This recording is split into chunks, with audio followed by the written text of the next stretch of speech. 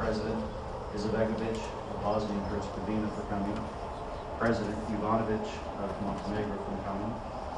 Deputy Prime Minister Beshevsky of Macedonia for coming.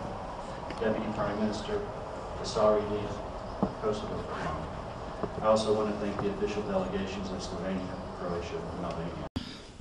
Në summit po merr pjesë edhe Shqipëria.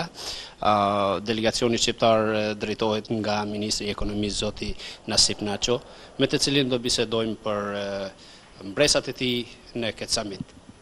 Zoti Ministër, si po e perceptoni summitin? Unë mendoj që ky summit ka ardhur në kohën e dur. Përfundimisht Ballkani po rizjohet edhe një herë dhe besoj këtu është mesazhi i dhënë i qartë. Takimin në Maryland, pranë Baltimoret, do të kuptoj që të gjithë vendet e Ballkanit i kanë lënë mbrapa problemet e tyre politike, sot ka nevojë më shumë se kurrë këto vende që të bashkëpunojnë në fushën ekonomike për të arritur nivele dhe standarde më të larta në Ballkan dhe më gjerë, të mos i afrohen vëllezërve të tyre europian. Shqipëria po merr pjesë në disa panele këtu. Çfarë shefni që çfarë beneficioni do ketë shteti shqiptar nga kjo? Por ne përballuam krizën e fundit ekonomike si pasojë investimeve të huaja në Shqipëri. Këto investimet nuk erdhën rastësisht, pasi ne kemi një bazë të rregulluar ligjore për të ofruar për të mbrojtur investimet e huaja në Shqipëri. Ai që mund të them është që ne jo shumë kohë përpara kemi miratuar edhe ligjin për mbrojtjen e investimeve të huaja në Shqipëri për të ofruar investitor që të rritet ekonomia e vendit tonë. Nëse ne nuk do kishim bërë investime, nuk do kishim pranuar investimet huaja si 2 dekada më parë, kur ne kishim ndaluar të bënim investime, sigurisht që ne do ishim në një gjendje të mjeruar, sigurisht që nuk do kishim atë rritje ekonomike të vlerësueshme sot dhe nga institucionet ndërkombëtare. Si po reflektohet kjo përveç takimeve që keni me biznesmen dhe përfaqësues të kompanive të mëdha këtu?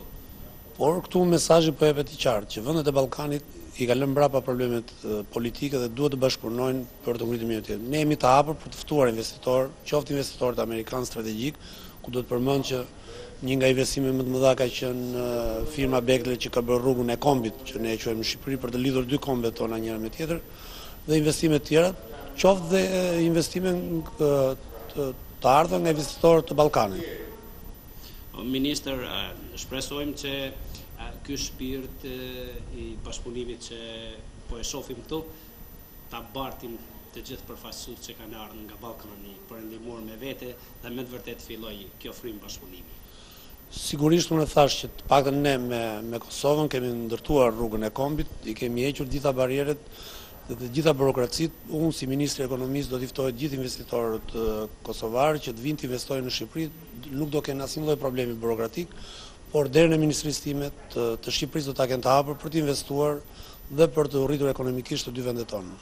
Faleminderit. Faleminderit dhe ju. Ja, pra bashkëdhetar në të dy anet, ja, edhe ministri vet fton që ejani sepse dyert do jenë të hapura për të gjithë, për kosovarët si dhe për diasporën.